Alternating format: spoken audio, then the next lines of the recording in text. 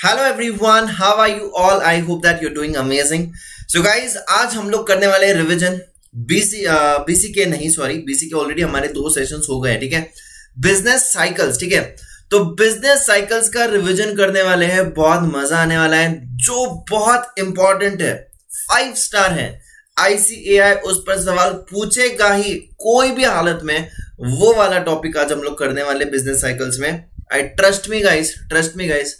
अगर नहीं आया ना तो कह देना कि भैया आपने तो बहुत बड़ी बड़ी बातें करी थी और कुछ नहीं आया सर उससे। मैं बोल रहा हूं आपको, वो आएगा एग्जाम में, ठीक है। तो आज हम लोग उसका रिवीजन करेंगे, मैक्सिमम रिवीजन करने की कोशिश करने वाले हैं हम लोग गाइस। एंड प्लीज ध्यान दीजिएगा अच्छे से, एकदम मस्त, क्या पेन पेंसिल हाइलाइटर बुक वगैरह सब कुछ लेकर बैठना। एक प्रवचन की तरह मत बैठना भाई, सीरियसली बता रहा हूं, अदरवाइज अभी चले जाओ, ठीक है। सो प्रवचन की तरह मत बैठना, मैं सच्ची बता रहा हूं, बहुत अच्छे से करेंगे, बहुत बेहतरीन तरीके से करेंगे। शुरुआत कर दे जल्दी से। शुरू करने से पहले मैं आप लोगों का सिर्फ 1 मिनट लेना चाहता हूँ, आप लोग को बताना चाहता हूँ गाइस कि RTP MTP बैच हम लोगों ने स्टार्ट कर दिया है ऑलरेडी, ठीक है। 4 वीक का ये बैच होगा करीबन गाइस। यहां पर सारे ICAI के मस्ट कवर रिसोर्सेज जो है वो हम लोग यहां पर आपसे करवाने वाले हैं। मैं अगर आपको इकोनॉमिक्स की बात बोलूं तो इकोनॉमिक्स में हम लोग करीबन 12 MTPs करवाने वाले। 12 MTPs की कीमत तुम क्या जानो स्टूडेंट्स बाबू, ठीक है। 12 MTPs मतलब 1200 क्वेश्चंस होते हैं बच्चा पार्टी। 1200 MCQs, 12 MTPs मतलब 1200 MCQs। और अगर हम लोग इस 1200 MCQs को कर रहे हैं तो सोचिए आप लोग कितनी प्रैक्टिस होने वाली है आपकी। इतना ही नहीं, मैं और निशान सर इस बैच के बाद एक और बैच लेकर आ रहे हैं जहां पर आपकी टेस्ट होगी, जहां पर हम दोनों मिलकर आपको 900 MCQs करवाने वाले हैं। तो यार मैथमेटिक्स के 450 हो गए, इकोनॉमिक्स के 450, टोटल 900 MCQs की प्रैक्टिस, 1200 यहां पर अलग इस बैच में। This is going to be next level. So ये बहुत इंपॉर्टेंट है, आप लोग इसको ज्वाइन कर सकते हो। अभी तक ज्वाइन नहीं किया है तो फटाफट से ज्वाइन करना।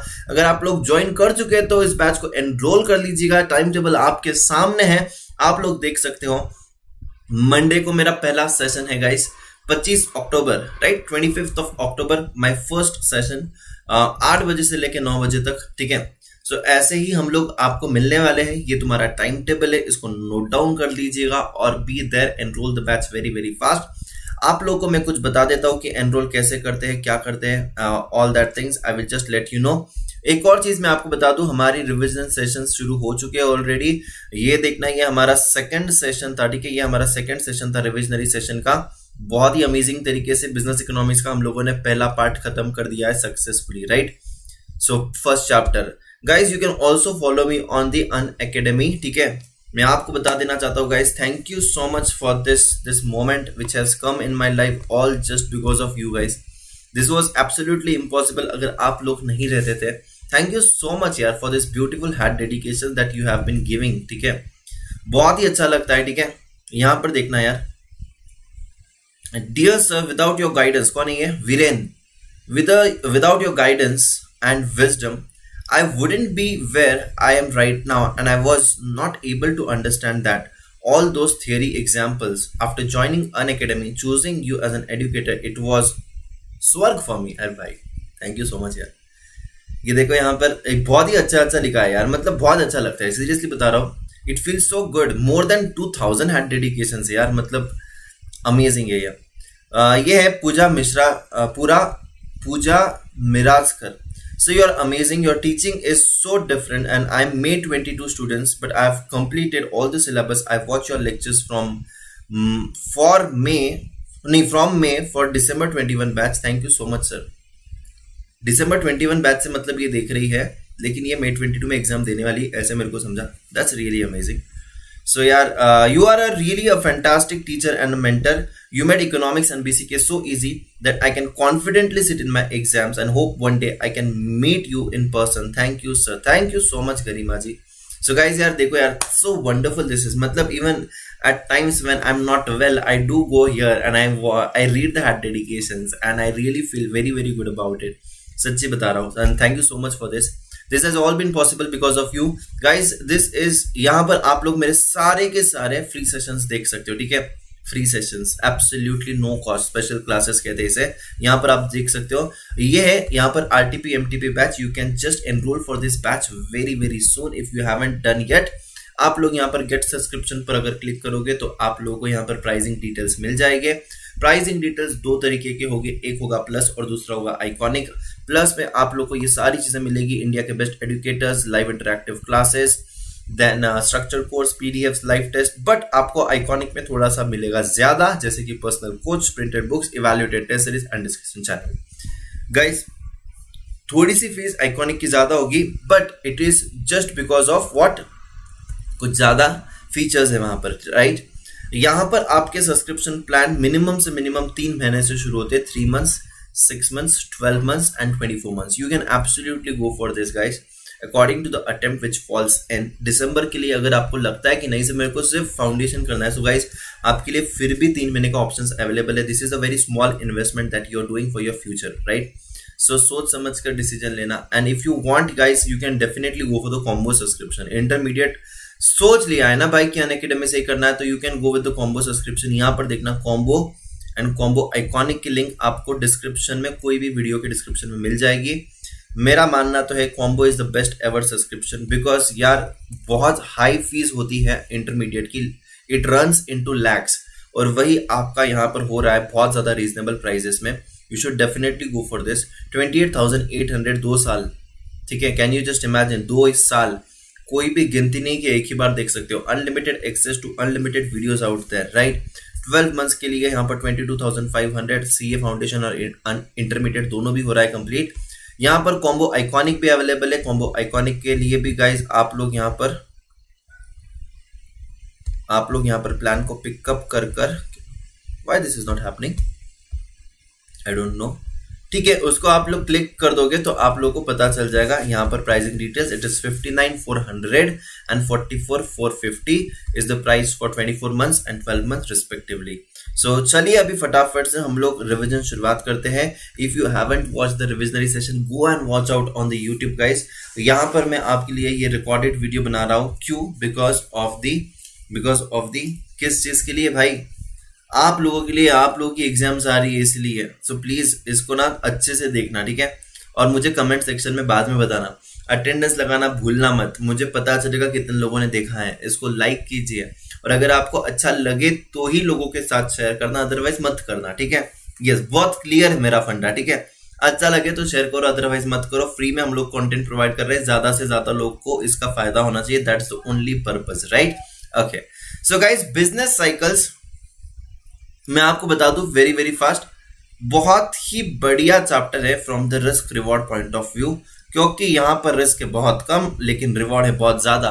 इंस्टीट्यूट पिछले 2-3 अटेम्प्ट से कंटिन्यूअसली इस चैप्टर से करीबन 10 से 15 मार्क्स के बीच के सवाल पूछ रहे हैं। तो यार इसकी ना इज्जत मेरे लिए बहुत ज्यादा ऊंची हो चुकी है इस पर्टिकुलर चैप्टर के लिए।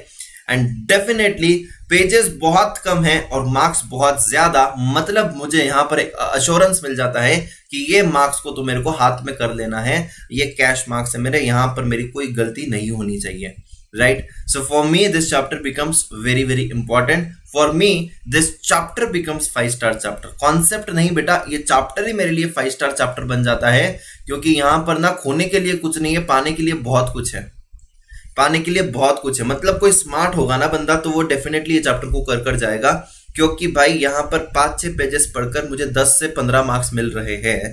तो यार और क्या चाहिए? मतलब करीबन पिछले बार लोगों ने कहा था, अब ये पेपर तो घर आता नहीं है, बट किसी ने कहा था सर 10 मार्क्स के सवाल पूछे थे, किसी ने कहा था 12 मार्क्स के सवाल पूछे थे, किसी ने कहा था 8 मार्क्स के सवाल पूछे थे। मैं इसको राउंड ऑफ कर ऐसे मैंने लगाया है कि चलो 8 से 15 या 10 से 15 मार्क्स के बीच में तो इसको मिल ही रहा है। So that is what I feel and therefore we are doing this revision in a very effective way. सबसे पहले मैं सीक्वेंस नहीं फॉलो करना चाहता हूँ। Why sir? देखो यार बिजनेस साइकिल्स का मतलब हमको पता है, हम लोग करेंगे, ये भी करेंगे, ठीक है। मैं सिर्फ आपको ये बता देता हूँ कि इसमें 4 फेजेस होते हैं और इसका मतलब समझाता हूँ, लेकिन मैं ना थोड़ा सा एक्सेप्शनल जगह पर आपको रिविजन करवाना चाहता हूँ जो बच्चा जनरली छोड़ देता है।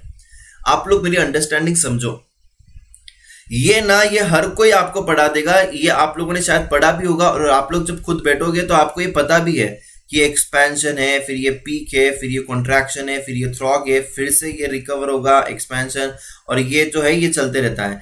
आपको ये 4 फेजेस भी पता है, ठीक है, मैं आपको बता देता हूं। फिर भी कोई भी ऑर्गेनाइजेशन जो है वो ऐसे सीधे सीधे सीधे सीधे ऊपर नहीं जाता है, उसको ये उतार और चढ़ाव को सहना पड़ता है।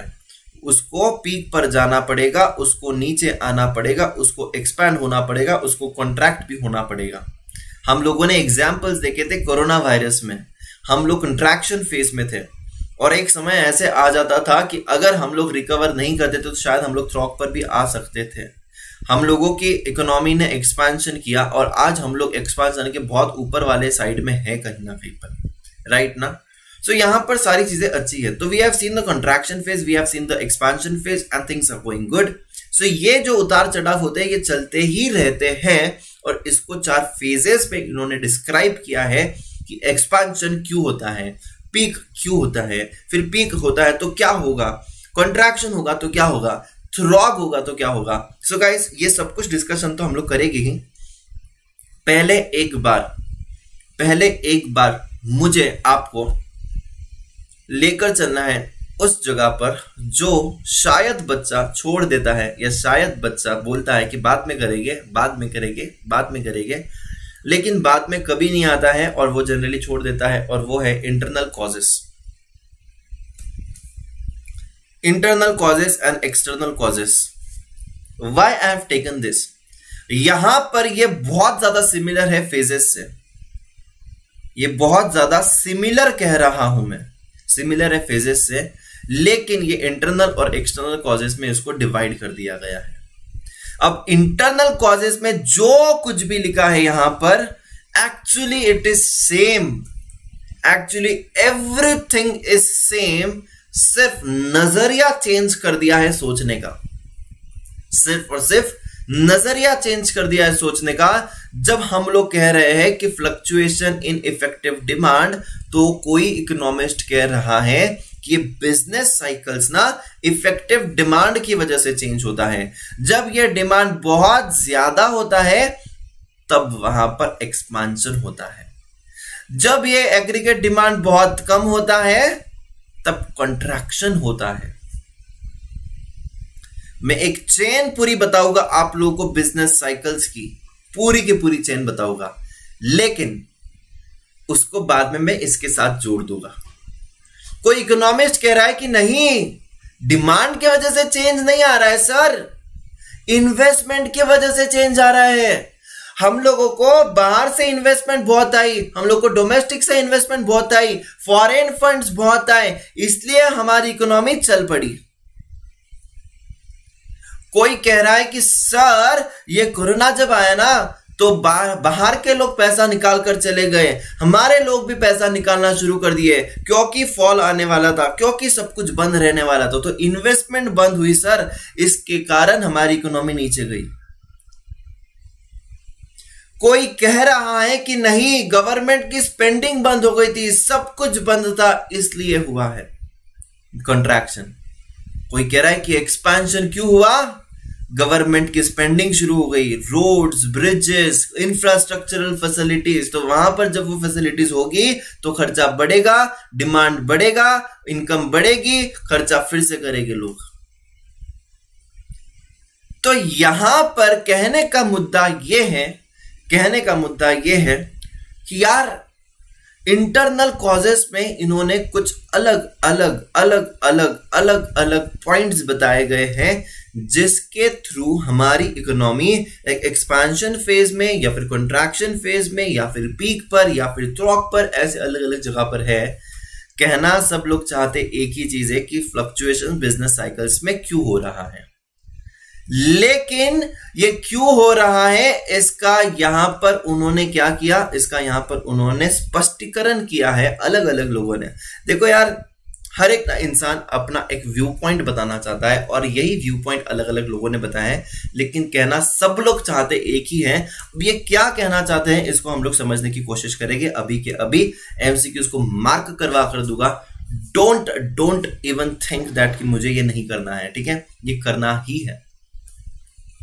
सबसे पहले इन्होंने बात करी है किसके बारे में, सबसे पहले इन्होंने बात करी है एग्रीगेट डिमांड के बारे में।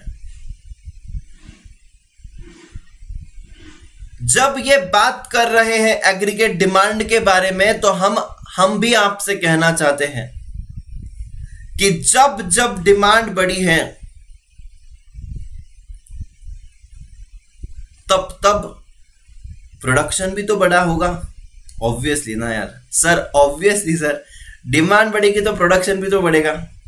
अगर प्रोडक्शन बढ़ेगी तो लोगों को एम्प्लॉयमेंट मिलेगा। हाँ सर, बिल्कुल सही सर, तो एम्प्लॉयमेंट भी बढ़ेगा। यस, अगर सर एम्प्लॉयमेंट बढ़ेगा तो इसका मतलब लोगों की इनकम भी बढ़ेगी। हाँ, अगर लोगों की इनकम भी बढ़ेगी सर, इसका मतलब कंज्यूमर एक्सपेंडिचर भी बढ़ा होगा। हाँ भाई, कंज्यूमर एक्सपेंडिचर, अगर कंज्यूमर एक्सपेंडिचर है मतलब लोगों के पास डिस्पोजेबल इनकम ज्यादा है। हाँ, कहीं ना कहीं पर सर बैंक ने भी क्रेडिट को थोड़ा सा लूजन किया होगा, मनी सप्लाई इंक्रीज किया होगा। हाँ, तो मनी सप्लाई शायद मार्केट में ज्यादा होगा, इसीलिए डिमांड भी बढ़ रही है। यस, तो मैंने इतने सारे ये लिखे और एक दूसरे से जोड़ दिए, और ये भी है तो कहीं ना कहीं ये भी इससे जुड़ा है। मनी सप्लाई ज्यादा है तो डिमांड ज्यादा होगा। तो मैं ये कहना चाहता हूं यार, सब लोग ना एक दूसरे से जुड़े हुए हैं। तो यहां पर हमारे जो केन्स भाई साहब थे, कौन? केन्स।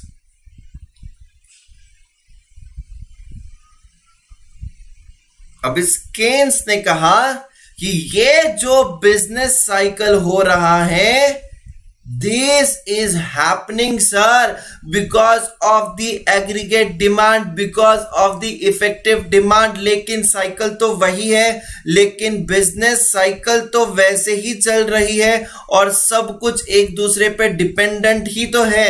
हाँ, डिपेंडेंट है, लेकिन उनका कहना है कि trigger point is what? Trigger point is demand. Trigger point is what? Effective demand, aggregate demand. तो केन्स ने बोला नहीं, बिजनेस साइकिल चेंज हो रहा है, लेकिन वो होता है सिर्फ और सिर्फ किसकी वजह से? वो होता है सिर्फ और सिर्फ डिमांड की वजह से, राइट? वो किसके वजह से हो रहा है? वो डिमांड की वजह से हो रहा है। और केन्स ने इतना ही नहीं कहा, ये जो है हम इसको नाम देते हैं, क्या नाम देंगे इसको हम लोग? एक सेकेंड, इसको हम नाम देते हैं एक्सपेंशन।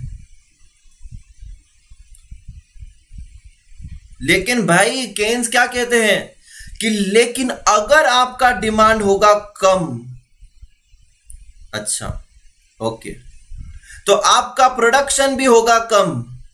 अच्छा ओके, अगर प्रोडक्शन होगा कम, ओके, तो आपका सर एम्प्लॉयमेंट भी तो होगा कम।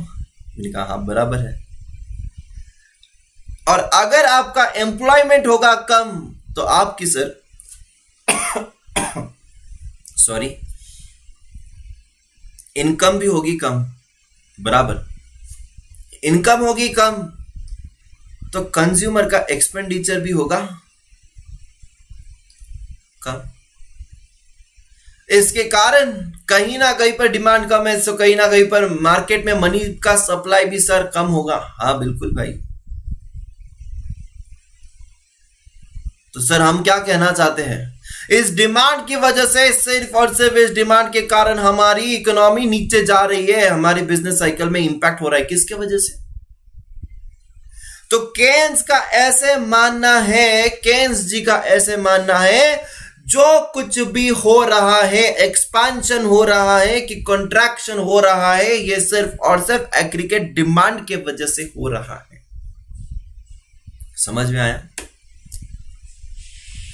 इतने बड़े पूरे थ्योरी पैराग्राफ में उन्होंने यही एक्सप्लेन करने की कोशिश किया। आप लोगों को मैं सिर्फ और सिर्फ डेमो दिखा रहा हूं, पूरा नहीं पढ़ने वाला भाई, ठीक है, पूरा नहीं पढ़ने वाला मैं।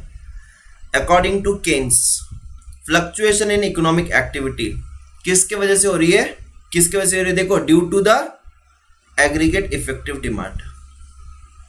अब ये क्या बोला इन्होंने? देखो क्या बोला, यहां पर लिखा है एग्रीगेट डिमांड अगर कम होगी तो आउटपुट कम होगा, इनकम कम होगी, एम्प्लॉयमेंट कम होगी। समझ रहा है क्या? इसका उल्टा उन्होंने क्या बोला,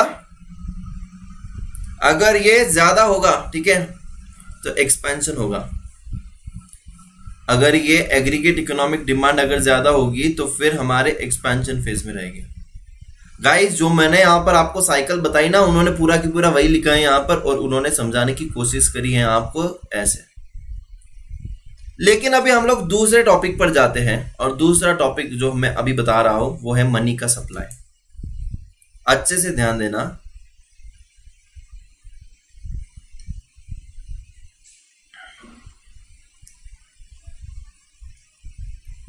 मनी सप्लाई के बारे में कौन बात कर रहे थे पता है आपको? उसके बारे में कौन बात कर रहे थे? हॉटरे। हॉटरे जी ने क्या कहा? हॉटरे जी ने क्या कहा? एक सेकेंड, यूनिफॉर्मिटी रखते ना बेटा, यूनिफॉर्मिटी रखते। देखिए हॉटरे जी ने कहा, सर आप जो बता रहे थे ना डिमांड डिमांड डिमांड डिमांड की वजह से ये हुआ, डिमांड की वजह से वो हुआ, प्रोडक्शन बढ़ा, ये बढ़ा, वो बढ़ा, सर उस वैसा नहीं है सर, वैसा नहीं है सर, सच्ची बता रहा हूं मैं। वो कहते हैं कि सर जो कुछ भी हो रहा है ना बिजनेस साइकिल में वो मनी के सप्लाई की वजह से हो रहा है। देखो सर, बैंक ने अगर इंटरेस्ट रेट को कम किया, बैंक ने अगर इंटरेस्ट रेट को कम किया मतलब लोन ज्यादा दे रही है, ये लोन पर इंटरेस्ट रेट कम कर दिया, अब लोग लोन लेने ज्यादा जाएंगे कहीं ना कहीं पर। हाँ तो सर मनी का सप्लाई क्या होगा? मनी का सप्लाई इंक्रीज होगा ना सर? हाँ सर बिल्कुल सही। सर मनी का अगर सप्लाई ज्यादा होगा तो लोगों के हाथ में डिस्पोजेबल इनकम ज्यादा होगी। हाँ तो लोग ज्यादा डिमांड करेंगे, और सर अगर डिमांड ज्यादा होगा तो फिर प्रोडक्शन ज्यादा होगा। सर अगर प्रोडक्शन ज्यादा होगा तो सर एम्प्लॉयमेंट ज्यादा होगा, एम्प्लॉयमेंट ज्यादा होगा। और सर अगर एम्प्लॉयमेंट ज्यादा होगा तो मतलब लोगों के पास इनकम भी ज्यादा है, और सर अगर लोगों की इनकम भी ज्यादा है और यहां पर मनी का सप्लाई भी ज्यादा है, मतलब यहां पर कंज्यूमर एक्सपेंडिचर भी यहां पर ज्यादा होगा। सर यहां पर इन्वेस्टमेंट्स भी ज्यादा होगी। Sir sir sir sir sir आपको समझ में आ रहा है क्या? सर मैं क्या बताना चाहता हूं, ये जो भी बिजनेस साइकिल में बदलाव हो रहे हैं ना, ये बिजनेस साइकिल ऊपर गया है ना, ये किसके वजह से गया है सर? मनी के सप्लाई की वजह से है। कौन कहता है एग्रीगेट डिमांड की वजह से? नहीं सर, एग्रीगेट डिमांड उतना इंपॉर्टेंट नहीं है सर, यहां पर मनी का सप्लाई ज्यादा इंपॉर्टेंट। कौन कहता है? ये हॉटरे जी कहते हैं। हॉटरे जी कहते हैं इतना ही नहीं सर, अगर बैंक ने इंटरेस्ट रेट को बहुत बढ़ा दिया, लोन को बहुत महंगा कर दिया, तो बैंक का इंटरेस्ट रेट क्या हो जाएगा? सर बैंक का इंटरेस्ट रेट अगर उन्होंने इंक्रीज किया तो लोग अभी पैसा ज्यादा नहीं लेंगे, तो मार्केट में मनी का सप्लाई सर क्या हो गया? मार्केट में मनी का सप्लाई हो गया रिड्यूस। मैंने कहा हाँ। तो सर अगर मार्केट में मनी का सप्लाई रिड्यूस होगा तो क्या लोगों के हाथ में ज्यादा पैसा होगा? मैंने कहा नहीं। तो सर क्या सर लोगों ज्यादा खर्चा करेंगे? मैंने कहा नहीं। तो यहां पर कंजम्पशन जो है, जो कंज्यूमर एक्सपेंडिचर वो रिड्यूस होगा ना? हाँ। सर फिर कंज्यूमर एक्सपेंडिचर अगर रिड्यूस होगा तो सर डिमांड रिड्यूस होगी क्या? मैंने कहा हाँ। सर अगर डिमांड रिड्यूस होगी सर तो फिर प्रोडक्शन भी रिड्यूस होगा? मैंने कहा हाँ भाई, प्रोडक्शन भी रिड्यूस होगा। सर अगर प्रोडक्शन रिड्यूस होता है सर तो एम्प्लॉयमेंट भी रिड्यूस होगी? मैंने कहा बिल्कुल सही कह रहे हो भाई। तो सर एम्प्लॉयमेंट भी अगर रिड्यूस हो रही है तो आप समझो ना, एम्प्लॉयमेंट कम हो रहा है तो लोगों के पास पैसा भी तो कम होगा? मैंने कहा हाँ भाई बिल्कुल सही। सर अगर लोगों के पास पैसा कम होगा, प्रोडक्शन कम हो रहा है, एम्प्लॉयमेंट कम हो रही है, इनकम कम हो रही है, एक्सपेंडिचर कम हो रहा है, तो कौन रीजन था सर? उसका मनी का सप्लाई रीजन था ना सर? मैंने कहा हाँ भाई। तो sir monetary phenomena is more important, Hawtrey ji ने कहा है ये। हॉटरे जी कह रहे हैं कि मनी का supply is important for the business cycle purpose. अरे यार सब लोग कहना एक ही चीज चाहते हैं, लेकिन शुरुआत कहीं और से हो रही है, शुरुआत कहीं और से हो रही है। ये लोग गलत नहीं है, ये लोग अलग है। वो कहता है ना, कौन सी मूवी थी वो, रणबीर कपूर कहता है, नैना तुम गलत नहीं हो, तुम बस अलग हो, ठीक है। नैना को कहता है वो, नैना तुम गलत नहीं हो, तुम बस अलग हो, ठीक है। सो वहां पर नैना कहती है कि मुंबई में फिर से वही रिपीट मूवी देखना, डीडीएलजे देखना, उसको वो मजा आता है। रणबीर कपूर कहता है कि अलग अलग देशों में घूमने का मजा आता है, ठीक है। ये कहती है कि यहाँ पर पानी पूरी खाने का मजा आ रहा है, वो कह रहा है कि वहां पर बर्गर खाने में मजा आ रहा है, ठीक है। ये कह रही है यहाँ पर दोस्तों के साथ घूमने मजा आ रहा है, वो कह रहा है वहां पर नए दोस्त बनाने में मजा आ रहा है। तो यहां पर भी वही हो रहा है भाई यहां पर भी साइकिल एक ही है भाई। ये कहता है कि डिमांड से शुरू होगी, केन्स कहता है, ये कहता है नहीं, मनी सप्लाई से होगी। कहना सब लोग चाहते एक ही चीज है, लेकिन इनका क्या, ये लोगों ने अलग दृष्टिकोण से देखा है इस पूरे विश्व को, ठीक है। इस पूरे विश्व को उन्होंने पूरे अलग दृष्टिकोण से देखा है, अलग अलग एंगल से देखने की कोशिश कर रहे हैं ये लोग। आगे बढ़ते हैं। इतना ही नहीं, यहां पर एक और कोई तो आया भाई। अब देखना, अब तो गजब होने वाला है भाई, गजब होने वाला है। अब कौन आया? अब पिक्चर में आए हैं हमारे the one and only one mister Pigou. अब पिगाव जी क्या कहते हैं? पिगाव जी ने साफ साफ कह दिया। क्या कहा पता है इन्होंने?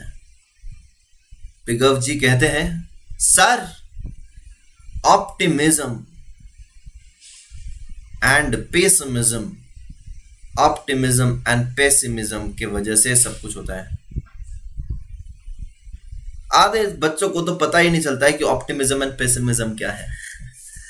ये कहते हैं साइकोलॉजिकल फैक्टर्स की वजह से होता है सर जी, साइकोलॉजिकल फैक्टर्स की वजह से। हमने कहा ये क्या बोल रहे हो पिगाव जी, क्या बोल रहे हो पिगाव जी? पिगाव जी कहते हैं हाँ सर।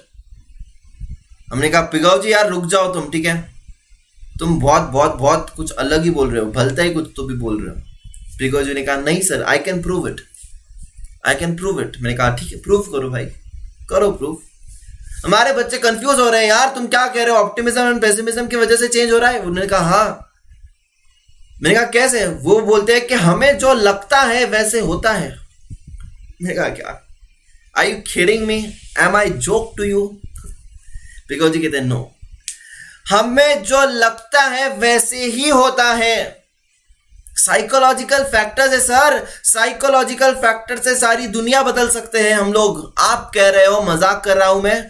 देखो मैं आपको प्रूव करता हूं, मैं आपको प्रूव करता हूं। मैंने कहा ठीक है सर, कोरोना वायरस आया था। एक सेकेंड, मैंने कहा हाँ कोरोना आया था सर। कोरोना आने के बाद लोग डर गए थे। मैंने कहा हाँ सर, लोग अगर डर गए थे तो लोग घर में बैठ रहे थे। मैंने कहा हाँ, तो वो अपना कॉन्फिडेंस भूल गए थे, उनको डर लग रहा था।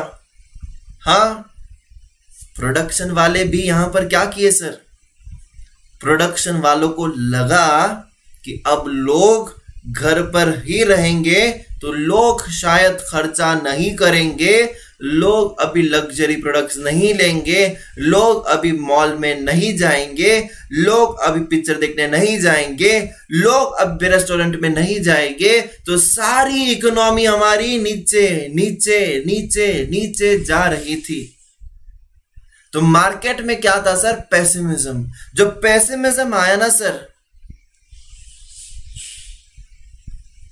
पेसिमिज्म आया ना सर, तो मार्केट में इन्वेस्टमेंट्स कम हो गई, नई इन्वेस्टमेंट कम हो गई, मार्केट में प्रोडक्शन कम हो गया। पेसिमिज्म है, यस, इन्वेस्टमेंट कम हो गई, हाँ, प्रोडक्शन कम हो गई, हाँ। हमें लग रहा था कि लोगों को जॉब से निकाल दिया जाएगा, हाँ, तो एम्प्लॉयमेंट भी रिड्यूस हो गई ना, यस, एम्प्लॉयमेंट रिड्यूस हो गई तो लोगों की इनकम भी कम हो गई, हाँ, लोगों की इनकम कम हो गई तो लोगों ने खर्चा करना बंद कर दिया, हाँ, तो कंज्यूमर एक्सपेंडिचर भी क्या हो गया, रिड्यूस हो गया, कंज्यूमर एक्सपेंडिचर भी। पेसिमिज्म के कारण यहां पर अभी कंज्यूमर एक्सपेंडिचर कम, डिमांड भी कम, पेसिमिज्म के कारण देखो कितना कुछ हो रहा है। मैंने कहा हाँ यार, स्टॉक मार्केट पहले ही नीचे गिर गया।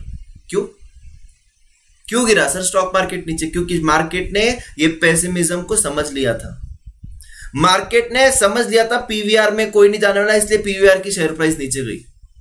मार्केट ने समझ लिया था यहां पर प्रोडक्शन कम होने वाला है, सारे ऑटोमोबाइल सेक्टर भी नीचे था। मार्केट ने समझ लिया था कि अभी यहां पर प्रोडक्शन बंद करना पड़ेगा, तो प्रोडक्शन बंद था तो एम्प्लॉयमेंट कम थी, तो लोगों को निकाल दिया, लोगों को निकाल दिया तो उनकी इनकम कम हो गई सर, उनके सैलरी कट हो रहे थे, सब कुछ कम हो, पेसिमिज्म की वजह से देखो सर क्या क्या हो गया सर। मैंने कहा ऑप्टिमिज्म का एग्जाम्पल बताओ ना, ऑप्टिमिज्म का एग्जांपल बताओ। तो ये बोला सर, पहले बात बोलो आप मानते हो कि नहीं मानते हो कि बिजनेस साइकिल किसके वजह से हुआ? साइकोलॉजिकल फैक्टर्स की वजह से हुआ सर, साइकोलॉजिकल फैक्टर्स की वजह से, पेसिमिज्म की वजह से देखो नीचे गया सब कुछ। मैंने हाँ हाँ, अब चल फटाफट से बताओ ना, फटाफट से बताओ, मैंने पास टाइम नहीं है, ठीक है आप फटाफट से बताओ ऑप्टिमिज्म की वजह से क्या होगा। तो उसने कहा सर आप ट्राई करो खुद। मैं कहा ठीक है मैं ट्राई करता हूं। अब मैं ट्राई कर रहा हूं, ठीक है। सो कोरोना वायरस जा रहा था, हमारे बीच में कॉन्फिडेंस आ रहा था, तो अगर कॉन्फिडेंस आ रहा था तो लोग बाहर निकल रहे थे, लोग बाहर निकल रहे थे तो इतने टाइम से उन्होंने खर्चा नहीं किया था, अब ये ट्रैवल पे टूट पड़े, अब इन्होंने कंज्यूमर एक्सपेंडिचर थोड़ा थोड़ा करना शुरू कर दिया, थोड़ा थोड़ा, ज्यादा नहीं है अभी, थोड़ा थोड़ा, तोरा तोरा तोरा तोरा तोरा तोरा एक्सपेंडिचर बढ़ गया, उनकी तोरी तोरी डिमांड इंक्रीज हो गई, तोरा तोरा, नोरा नोरा नहीं, थोड़ा थोड़ा, ठीक है। अब अगर डिमांड बढ़ रहा है तो फिर प्रोडक्शन भी बढ़ेगी, यस प्रोडक्शन भी इंक्रीज हो गई। अब जो लोगों को निकाल दिया गया था, अभी लोग भी तो चाहिए, फिर से नॉर्मल पे आ रहा है तो लोग भी तो चाहिए फैक्ट्री में काम वाम करने के लिए, अभी अपने को फिर से प्रोडक्शन बढ़ाने का है, एम्प्लॉयमेंट भी बढ़ेगी। हाँ एम्प्लॉयमेंट बढ़ेगा, लोगों के पास इनकम आएगा, इतने टाइम से उन्होंने कुछ खर्चा नहीं किया है तो फिर से कंज्यूमर एक्सपेंडिचर होगा, तो कंज्यूमर एक्सपेंडिचर होगा तो फिर से यहां पर देखो ना साइकिल चल पड़ी भाई, चल पड़ी, अपनी तो निकल पड़ी। तो यहां पर हम कहना चाहते हैं कि पिगव जी ने किसके बारे में कहा था? पिगव जी ने कहा था पेसिमिज्म के बारे में, पिगव जी ने कहा था ऑप्टिमिज्म के बारे में, पिगव जी ने कहा था साइकोलॉजिकल फैक्टर्स के बारे में। साइकिल तो सब कुछ सेम है लेकिन देखने का नजरिया अलग है, एंड बिल्कुल सही है यार, कुछ गलत तो नहीं है इसमें, गलत किधर है कुछ, राइट ना? Yes man, yes this is absolutely right. So Pigou भी सही थे, हाँ, हॉट्रे भी सही थे, हाँ, केन्स भी सही थे, हाँ भाई हाँ। सर और कौन है ना भाई, और है कौन कौन कौन सर, कौन सर? इसका नाम आप लोगों ने बहुत बार सुना रहेगा, इनका नाम शुम्पिटर। शुम्पिटर जी ने क्या कहा था पता है आपको? शुम्पिटर जी क्या कहकर गए थे? शुम्पिटर जी हमेशा भरोसा रखते थे इनोवेशन पर। शुम्पिटर जी कहते हैं कि अगर मार्केट में इनोवेशन होगा तो मार्केट में अगर इनोवेशन है तो यहां पर लोग इन्वेस्टमेंट्स लाएंगे, लोग इंटरेस्टेड रहेंगे, इन्वेस्टमेंट है तो यहां पर पैसा है, मार्केट में पैसा है तो प्रोडक्शन भी होगा, प्रोडक्शन होगा तो लोग डिमांड भी करेंगे, ठीक है, लोग डिमांड भी करेंगे, और प्रोडक्शन भी बढ़ गया, डिमांड भी बढ़ गई, एम्प्लॉयमेंट भी बढ़ गई, ठीक है, एम्प्लॉयमेंट भी बढ़ गई, कंज्यूमर एक्सपेंडिचर भी इंक्रीज हो गया, ठीक है यार, सब कुछ चल पड़ा ना। किसके कारण? इनोवेशन के कारण। इनोवेशन है, पैसा आ रहा है, प्रोडक्शन हो रहा है, प्रोडक्शन हो रहा है, एम्प्लॉयमेंट बढ़ रहा है, सो साइकिल फिर से सेम है, यस साइकिल फिर से सेम है।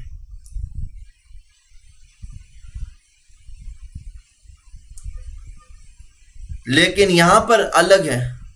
लेकिन क्या इनोवेशन से फिर से नीचे जा सकता है सब कुछ? अब मैं लिख नहीं रहा हूं, अब मैंने बहुत शिद्दत से सब कुछ लिखकर समझाया है, प्लीज अब मैं नहीं लिखूंगा, अब तुम इसका उल्टा इमेजिन कर लो, इसका उल्टा सोच लो और बाद में अकॉर्डिंगली कर दो, ठीक है। बच्चों को इंटरेस्ट नहीं है क्या? क्या कर रहे हो सर? एग्जाम में एमसीक्यू किस पर आएगा बताओ ना जरा, एग्जाम में एमसीक्यू आएगा आप लोगों को, इनोवेशन के बारे में कौन बातें कर रहा था? शुम्पिटर, केन्स, निकोलस, या फिर किसी का भी एग्जाम्पल लेंगे, एक एमसीक्यू, इनोवेशन के बारे में कौन बातें कर रहा था? शुम्पिटर। ऑप्टिमिज्म एंड पेसिमिज्म के बारे में कौन बात कर रहा था? पिगाउ। पिगाउ ने कौन सा कॉन्सेप्ट लाया था? Optimism pessimism.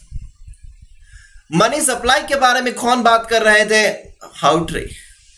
हार्ट्रे किसके बारे में बात कर रहे थे? Money supply, monetary phenomena, monetary phenomena.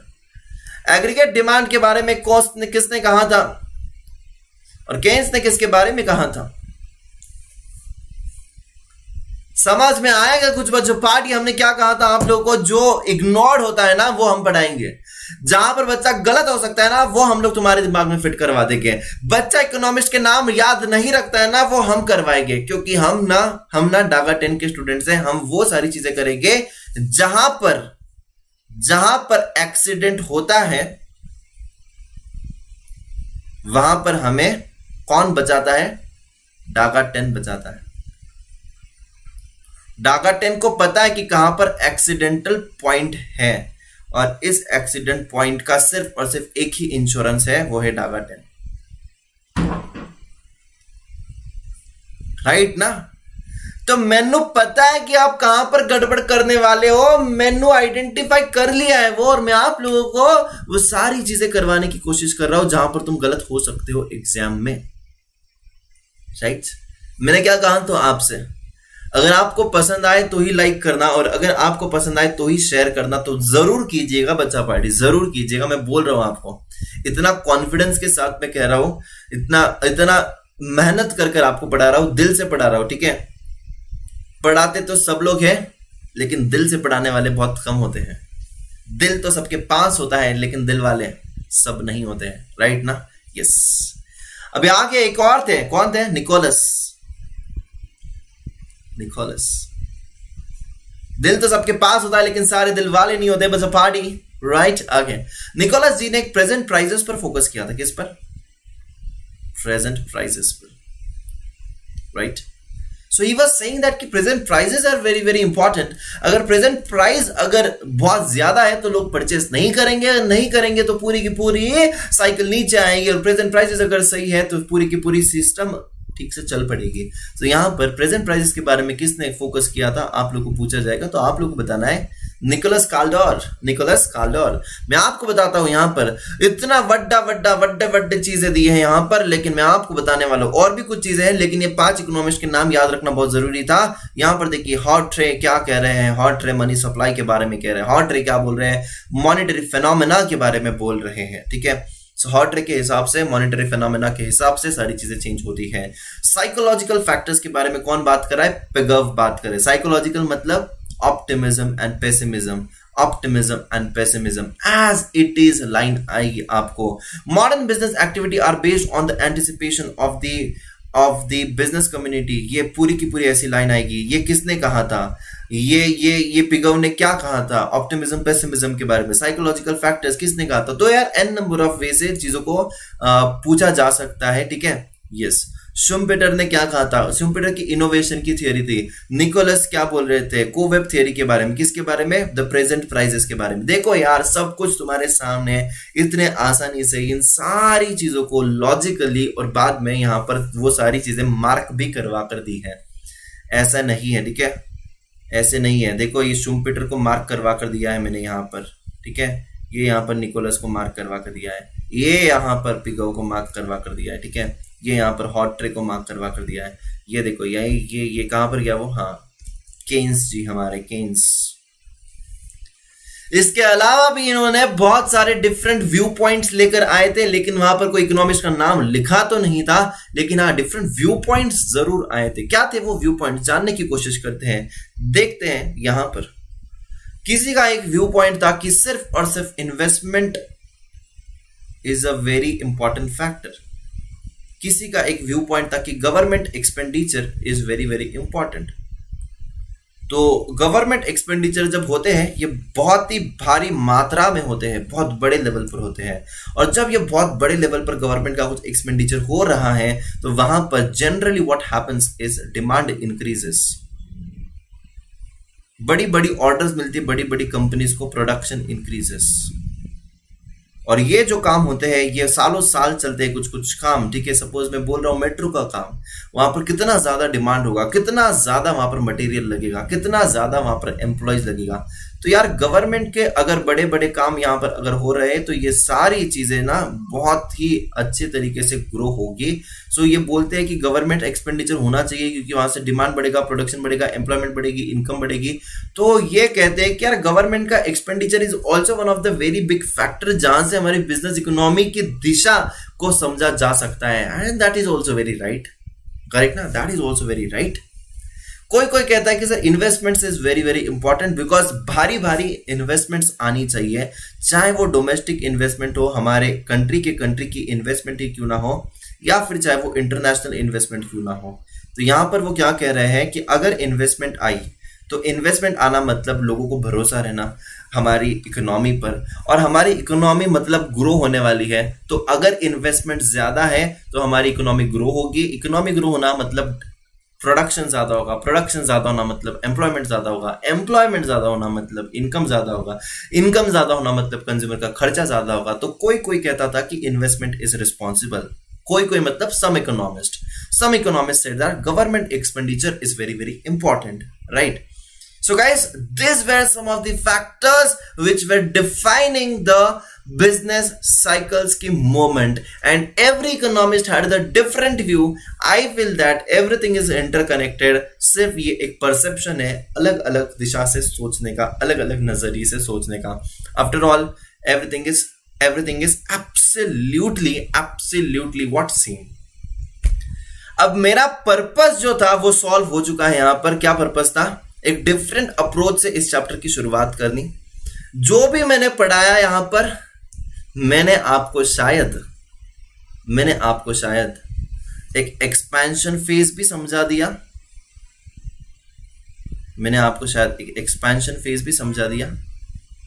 और मैंने शायद आप लोगों को कॉन्ट्रैक्शन फेज भी समझा दिया। सो यार मैंने तो ऑलरेडी आपको 2 फेजेस समझा दिया और सिर्फ क्या बचा है? पीक बचा है और थ्रॉक बचा है। सो गाइस, अगर मैं यहाँ पर स्टार्टिंग में इससे शुरू करता था तो बाद में नीचे भी रिपीटेशन ही होता था। लेकिन बेटा ये तो सबको पता होता है, एक्सपेंशन फेज के बारे में ये सबको पता होता है जनरली, ये बहुत आसान है, ये हर कोई पढ़ता है बच्चा जिंदगी में, लेकिन लास्ट में जाते जाते वो चीजें छोड़ देता है। तो आज मैं आपको यहाँ पर बता सकता हूँ, उन्होंने यहाँ पर एक्सपेंशन के फेज में क्या बोला कि कंज्यूमर का एक्सपेंडिचर बढ़ेगा, डिमांड बढ़ेगी, कैपिटल एक्सपेंडिचर बढ़ेगा, सेल्स बढ़ेगा, प्रॉफिट बढ़ेगा, स्टॉक प्राइसेस बढ़ेंगे, सब कुछ बढ़ेगा, आउटपुट बढ़ेगा, एम्प्लॉयमेंट बढ़ेगा। ये तो मैंने ऑलरेडी आपको बता दिया। बताया कि नहीं बताया? देखना कॉन्ट्रैक्शन फेज में डिक्रीजिंग, क्या डिक्रीज हो रहा है? सब कुछ डिक्रीज हो रहा है। क्या हो रहा है? Fall in the level of investment, fall in the level of employment, ठीक है। तो यहां पर सप्लाई ज्यादा हो रहा है डिमांड से, ये सब कुछ क्या हो रहा है guys? This continues to fall, ठीक है। Mismatch between the demand, mismatch between the supply and demand. So contraction phase में ऐसी सारी चीजें हो रही है, राइट। सो गाइस, मैंने आपको नीचे जो मैंने करवाया कॉजेस, उसमें मैंने आपको 2 फेजेस ऑलरेडी करवा दिए। मैं पीक और थ्रॉक के बारे में आपको समझाऊंगा, लेकिन मुझे वहां पर कुछ अंडरलाइन करना है, कुछ चीजें और। यही चीज आपकी समरी में दिया गया है, और आप अगर समरी भी पढ़ते थे तो भी आपको समझ में आ जाता, लेकिन हम लोग रटते नहीं है, हम लोग लॉजिकली समझते हैं चीजों को। और देखना यहां पर क्या बोला गया है। हाउट्रे ने क्या बोला था मॉनिटरी फेनोमेना के बारे में, पिगव ने क्या बोला था ऑप्टिमिज्म एंड पेसिमिज्म के बारे में, ठीक है। शुम्पिटर ने क्या बोला था इनोवेशन के बारे में, ठीक है। और केन्स कहां पर गए? देखो, there were some economist talking about government spending. Keynes बात कर रहे थे एग्रीगेट इफेक्टिव डिमांड के बारे में, ठीक है। कुछ इकोनॉमिस्ट बात कर रहे थे इन्वेस्टमेंट्स के बारे में, right. Is that clear? Everyone over here, is that clear? So यार ये जो है ना इसको अगर ऐसी पढ़ाई करोगे ना तो आपको पता चलेगा पढ़ाई की वैल्यू क्या होती है। कॉन्सेप्चुअली भी समझ लिया, समरी में भी देख लिया, एमसीक्यू भी मार्क कर दिया, एंड कितना कुछ हो गया, रिलेट कर भी पढ़ लिया, राइट ना। अब ये कोई भूलेगा नहीं, अब याद रहेगा केन्स, अब याद रहेगा हॉटरे, अब याद रहेगा पिगव, अब याद रहेगा शुम्पिटर, और याद रहेगा निकोलस, ठीक है। और कुछ इकोनॉमिस्ट ने इन्वेस्टमेंट के बारे में बोला, कुछ इकोनॉमिस्ट ने गवर्नमेंट स्पेंडिंग के बारे में बोला। हम लोगों ने इंटरनल कॉजेस को खत्म कर दिया है गाइस। अब तुम लोग थोड़ा सा रीड कर लेना, मैंने सारी चीजें लॉजिकली आपको समझा दी है, ठीक है। अब यहाँ पर गवर्नमेंट स्पेंडिंग के बारे में आपको पढ़ना है और आपको इन्वेस्टमेंट के बारे में पढ़ना है। I am done with the internal causes. पता भी नहीं चला कितने आसानी से, कितने अच्छे से, कितने लॉजिकली ये हो गया हमारा, राइट। अब आगे बढ़ते हैं एक्सटर्नल कॉजेस पर। कभी कभी तो आप लोगों को इस टेबल से प्रश्न पूछा जा सकता है। क्या पूछा जा सकता है? आपको वॉर दिया जाएगा, आपको पोस्ट वॉर दिया जाएगा, आपको नेचुरल फैक्टर्स दिए जाएंगे और आपको यहां पर मनी सप्लाई दिया जाएगा और बोलेंगे कि ऑड मैन आउट को निकालो। आपको समझना होगा क्वेश्चन से कि ये यार ये 3 तो थे, ये एक्सटर्नल में थे और वो एक था इंटरनल का। या फिर आपको यहां पर ये 3 दिए जाएंगे, ठीक है, ये 3 दिए जाएंगे और आपको यहां पर एक वॉर दिया जाएगा। तो आपको समझना है कि war is a external, that is a odd man out, उसको निकालना है बाहर, ठीक है। ऐसे भी सवाल आ सकते हैं। या फिर आप लोगों को effective demand, investment, government spending and all of the above दिया जाएगा। तो आपको समझना है ऑल ऑफ द अबव इसका आंसर होगा, क्योंकि ये internal causes of the business cycle है। Wow man sir, amazing sir, सब कुछ अभी एकदम दिमाग में फिट हो गया है sir. Thank you so much sir, you are so awesome, right.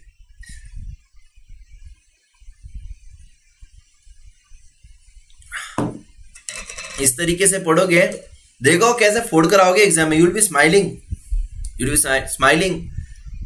Thank you Daga 10, you are so awesome man. कितना रिवीजन करवाते हो, एक दिन नहीं छोड़ते हो सर आप इंसानों का क्या हो सर। लाइव लेक्चर भी लेते हो, रिवीजन लेक्चर भी लेते हो, क्या करते हो सर आप? ध्यान देना यहाँ पर एक्सटर्नल कॉजेस, ठीक है। अब यहां पर देखना war and post war. War में क्या होता है? वॉर में सारी चीजों का प्रोडक्शन कहीं ना कहीं पर थोड़ा सा कम हो जाता है या स्टॉप हो जाता है और सारी मेहनत जो होती है वो वॉर के चीजों में लग जाती है, आर्म्स, वेपन्स, एम्युनिशंस को बनाने में। वहां पर अगर वॉर चल रहा है तो बहुत ज्यादा डिस्ट्रक्शन होता है। डिस्ट्रक्शन होगा तो शायद हमारा प्रोडक्शन वहां पर कम होगा, प्रोडक्शन कम होगा, डिमांड कम होगा, इनकम कम होगा, सारी चीजें कम हो रही है। तो वॉर के टाइम्स पर जनरली हम लोग ना कॉन्ट्रैक्शन के फेज में होते हैं। So this creates the contraction in the economic activity that may trigger down the business cycles. लेकिन पोस्ट वॉर, वॉर होने के बाद जो भी डिस्ट्रक्शन हुआ है उस डिस्ट्रक्शन को क्या करेंगे? डिस्ट्रक्शन को निकालेंगे बाहर। क्या होगा फिर? क्या होना है फिर? वहां पर डिस्ट्रक्शन को निकालेंगे, मतलब हम लोग थोड़ा सा रिबिल्ड करने की कोशिश करेंगे, मतलब वहां पर थोड़ा सा प्रोडक्शन बढ़ेगा, डिमांड बढ़ेगी, everything is going to be normal, मतलब रिकवरी हो रही है, मतलब पुशअप हो रहा है, डिमांड पुशअप हो रही है, हमारी प्रोडक्शन पुशअप हो रहा है, हमारा income, everything is going up. तो यहाँ पर अगर पोस्ट वॉर का रिकंस्ट्रक्शन बोला तो वो उसको क्या कहेंगे हम लोग? पोस्ट वॉर रिकंस्ट्रक्शन का मतलब यहाँ पर पुश अप हो रहा है इफेक्टिव डिमांड में ड्यू टू द आउटपुट। हमारी इकोनॉमी फिर से ऊपर जा रही है, तो ये क्या हो रहा है? ऊपर जा रही है। टेक्नोलॉजी शॉक का मतलब क्या होता है? टेक्नोलॉजी शॉक का मतलब यार देखो, कभी कभी क्या होता है ना, एक्सटर्नली पूरी की पूरी टेक्नोलॉजी चेंज हो जाती है। 5G आ गया, डिसरप्ट हो गया, ईवी आ गया, डिसरप्ट हो गया मार्केट। सो क्या बोल रहे हैं हम लोग? Growing technology enables the production of a new and better products and services. This product generally require huge investment for the new technology adoption. This lead to expansion of the employment, income and profits, etc. and give the boost to the economy. For example, due to the advent of the mobile phones, telecom industry underwent an boom and there was an expansion of the production employment. Obviously आजकल technology की वजह से देखो यार कितना सारा expenditure हो रहा है just because of the mobile phone and internet. हम लोग कितना यहाँ पर शॉपिंग कर रहे हैं। हर एक चीज यहाँ पर ऑनलाइन आ रही है, हर एक चीज ऑनलाइन आ रही है। You just name the thing that is available online.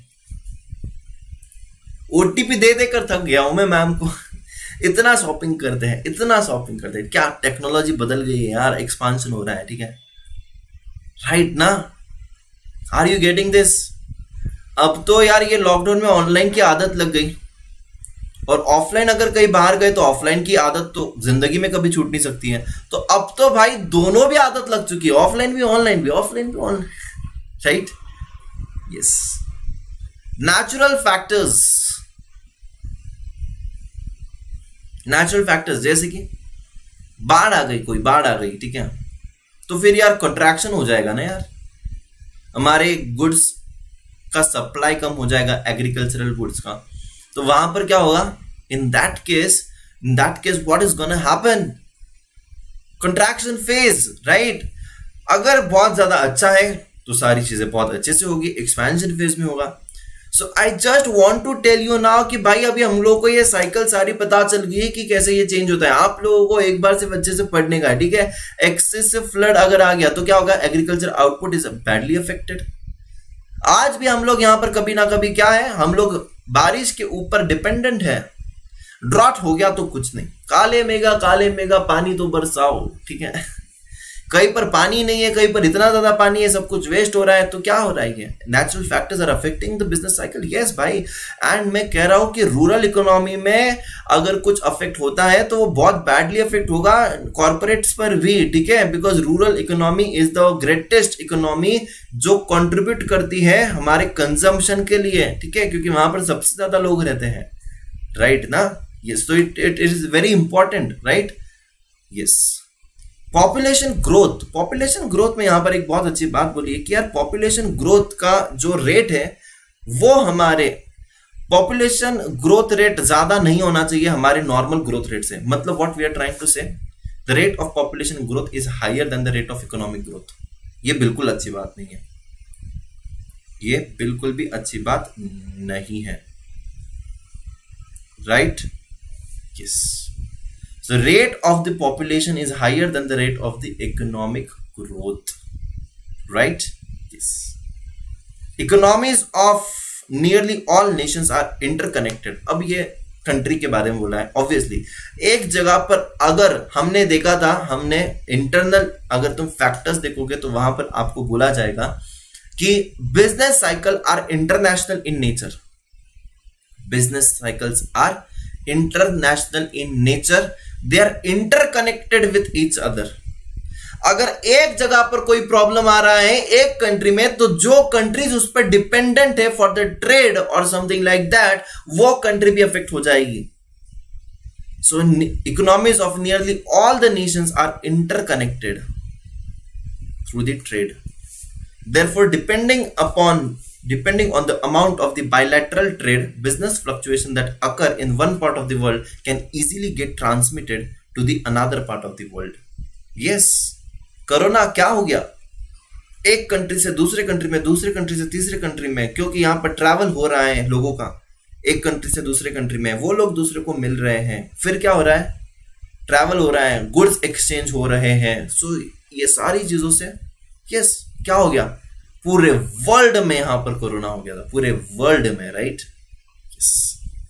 So economies of all the countries are interconnected और देयरफॉर यहां पर ये सारे हम लोगों ने देख लिए। कौन से? एक्सटर्नल कॉजेज भी हम लोगों ने देख लिए।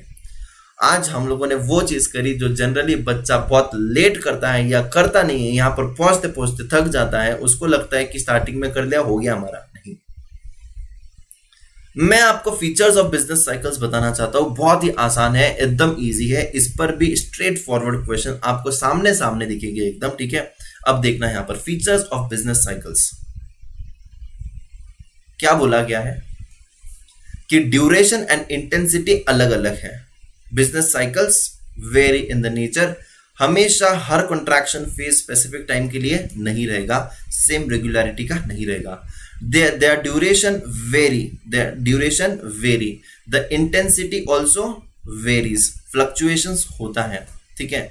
Business cycles have distinct length, ठीक है? अलग अलग लेंथ होती है, उनकी लेंथ कोई डेफिनाइट नहीं होती है। Business cycles generally originate in the free market economies, they all are pervasive as well, and disturbances in one or more sectors get easily transmitted to other sectors. One or more sector easily get transmitted to another sectors, right?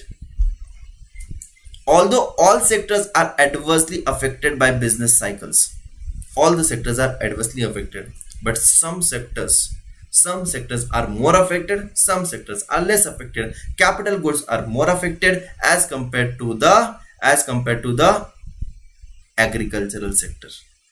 Industrial sector is more prone to the adverse effect. Industrial sector is more. देखो यार, intensity हम लोगों ने पहले ही बोला अलग अलग होगी, राइट? जैसे कि कोरोना वायरस में यार एग्रीकल्चर तो फिर भी चल रहा था क्योंकि लोग खाना पीना तो बंद नहीं कर सकते, लेकिन इंडस्ट्रियल सेक्टर्स बंद थे, अनएम्प्लॉयमेंट हो चुका था, फैक्ट्रीज को बंद करना पड़ा. Some sectors get more affected, some sectors get not affected, some sectors get less affected. तो ऐसा होता है, right? Business cycles are exceedingly a complex phenomena. They are not uniform in characteristics. In fact, they are international in character. They are international in character. यहां पर दिया गया है. तो मैं अब आप लोगों को सारे MCQs को मार्क करवा कर दूंगा, एक एक चीज को मार्क करवा कर दूंगा. देखना, business cycle are exceedingly complex phenomena. They are not uniform. They are not having the uniform characteristics. ठीक है? Repercussions of business cycles get simultaneously felt on nearly all economic variables. मतलब आउटपुट का हम लोगों ने देखा, प्रोडक्शन का impact employment पे, एम्प्लॉयमेंट का इंपैक्ट इन्वेस्टमेंट पे, इन्वेस्टमेंट का इंपैक्ट कंजम्पशन पे, कंजम्पशन, इंटरेस्ट रेट, ट्रेड. ये तो हम लोगों ने अभी देखा भाई, डिटेल्ड में देखा. ठीक है? तो यहां पर मेरा पेन यहां पर निकाला है. मैं यहां पर देखो कितने सारे MCQs लिखने वाला हूं अभी यहां पर. ठीक है? MCQ, the length MCQ, one or more sectors get easily transmitted to another sectors. MCQ, adverse effect, अलग अलग सेक्टर्स में उनका अलग अलग इफेक्ट होगा. Uniform, they are not uniform in characteristics. ठीक है? सारे इकोनॉमिक वेरिएबल्स पर भी होता है. They are international in character. Guys, straight forward, बहुत आसान MCQs यहां पर दिए गए भाई. मतलब यहां पर ये हमारे कैश मार्क्स है. हम लोग यहां पर कोई भी हालत में गलतियां नहीं होने देंगे. मुझे ये चैप्टर बहुत अच्छे से करना है, चाहे जो भी हो. मैं इस चैप्टर में फोड़ कर आने वाला हूं एग्जाम में, इतना ही दिमाग में रखना है. ठीक है? फीचर्स हम लोगों ने आज कर लिए, हम लोगों ने आज कॉजेस भी कर लिए. अभी बचा क्या है? बचा है इंडिकेटर्स एंड फेजेस. फेजेस में भी अगर एक्चुअल में लॉजिकली देखे तो फेजेस ऑलरेडी हम लोगों ने कर लिए 2. ठीक है?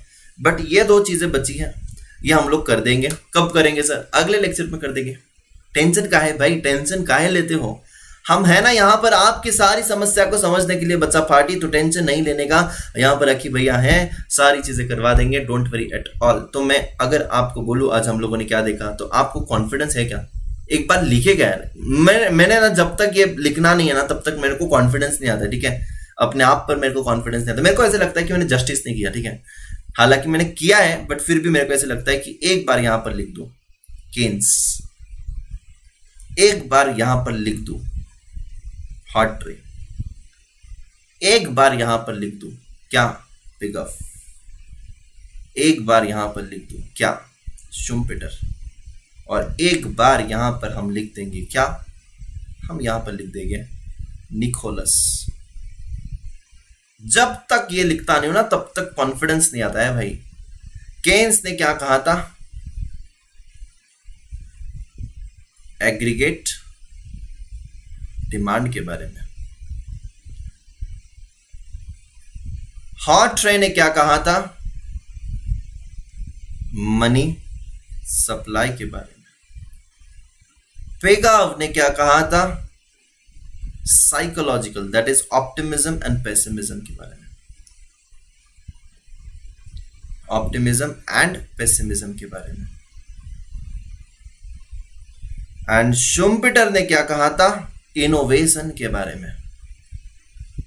इनोवेशन के बारे में. निकोलस ने क्या कहा था? प्रेजेंट प्राइसेस के बारे में. किसके बारे में? प्रेजेंट प्राइसेस के बारे में. सो गाइस, वो कहते हैं ना, टीचर वो नहीं होता है जो सिर्फ पढ़ाता है, टीचर वो होता है वो teach by the heart, teach by his soul. जब तक टीचर को कॉन्फिडेंस नहीं आ रहा है तब तक वो करवाते जाता है, करवाते जाता है, करवाते जाता है, करवाते जाता है, कितना करवाता है, ठीक है। सो यार this is how it is, this is how it is. So guys अब यहाँ पर कोई भी गलती नहीं होगी। डिटेल में देख लिया, समरी में देख लिया, यहाँ पर समरी भी बना दी, टेबल भी बना दिया, अब यहाँ पर कोई गलती नहीं होनी है। केन्स एग्जाम में आएगा लिख देंगे, हॉट्रे आएगा लिख देंगे, पिगव आएगा लिख देंगे, शुम्पीटर आएगा लिख देंगे, निकोलस आएगा लिख देंगे। केन्स मतलब एग्रीगेट डिमांड, हॉट्रे मतलब मनी सप्लाई, पिगव मतलब ऑप्टिमिज्म पेसिमिज्म, इनोवेशन मतलब शुम्पीटर, और निकोलस मतलब present prices. Everything is done, done or done, ठीक है। So guys if you like it don't forget to like it, if you like it don't forget to share it, क्योंकि हम चाहते हैं कि हर इंडिया का हर बच्चा यहां पर पढ़ना चाहिए, उसको कुछ भी डिफिकल्टी फेस नहीं होनी चाहिए। This is absolutely free of cost bro, this is absolutely free of cost.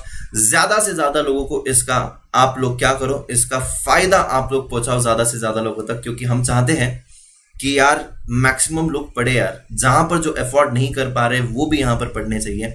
सो हमारा जो एम है, हमारी जो मेहनत है वो पूरी की पूरी अच्छे से रंग लेकर आएगी, ठीक है। सो यार आप लोग भी इसमें कोई कंजूसी मत करना, ठीक है। यहाँ पर 1 रुपया नहीं जाने वाला है तुम्हारा, ये एब्सोल्युटली फ्री ऑफ कॉस्ट है। जैसे आप लोगों ने इसको कंज्यूम किया वैसे आप लोग दूसरे तरफ भी लेकर जाइएगा, ठीक है, क्योंकि आपके पास भी ऐसी कुछ अच्छी चीजें फिर से लौट कर आएगी आपकी जिंदगी में, कोई आपको भी हेल्प करेगा, right. So thank you so much guys, हम लोग यहाँ पर रुकते हैं आज, बाकी का रिवीजन भी हम लोग करेंगे नेक्स्ट टाइम, नेक्स्ट लेक्चर में। जाते जाते एक ही चीज गाइस, आरटीपी एमटीपी बैच शुरू हो चुकी है, I will meet you there very very soon. If you haven't enrolled it you can enrol it. The subscription prices आपके सामने मैं आपको बता देता हूँ, बहुत ही रीजनेबल है, ठीक है। सो यहाँ पर आप लोग देख सकते हो, ये है तुम्हारा combo subscription prices 28,800, 22,500 for 24 months and 12 months. Foundation and intermediate का है ये कोर्स, मतलब 2 साल में आप लोग यहाँ पर फाउंडेशन इंटरमीडिएट दोनों भी खत्म कर सकते हो। Daga 10 is the code, DAGA10। यहाँ पर अगर आप चाहते हो कि नहीं सर हमको सिर्फ फाउंडेशन लेना है सर, और वो भी अभी सिर्फ दिसंबर तक लेना है, तो भाई वो भी ले सकते हो। 3 मंथ्स का subscription is the minimum subscription, you can go for this. 9,000 is the fees for 3 months. 6 महीने के लिए 10,800, 12 महीने के लिए 14,400 एंड 24 मंथ्स के लिए 19,800। DAGA10 is the code. We are also having the iconic subscription, जिसके बेनिफिट्स मैंने आपको बोल दिए स्टार्टिंग के लेक्चर में कि यहाँ पर ये एक्सपेंसिव थोड़ा है, इसलिए क्योंकि यहाँ पर एक्स्ट्रा फीचर्स है। आप लोग को printed books, evaluated test series, discussion channel, ये सारी चीजें मिलती है, पर्सनल कोच, तो इसलिए यहाँ पर थोड़ा सा फीस ज्यादा है। सो 52,200, 31,500 एंड 22,500। बट गाइस मेरी अगर सुनोगे तो you can definitely go with this type of subscription, because intermediate की फीस होती है लैक्स में, और यहाँ पर आपका देखो यार कितने सस्ते में हो रहा है ये। It is really amazing, right. So you think about it and enrol it fast. और हमारे जो रिविजनरी सेशन है उसको भूलिएगा मत, यहाँ पर देखते रहिए और शेयर करते रहिए मैक्सिमम लोगों के साथ। Thank you so much guys, bye bye, tata, take care. मिलते हैं हम लोग हमारे नेक्स्ट सेशन में। टिल दैट सीखते रहो एंड पढ़ते रहो और फोड़ते रहो, ठीक है।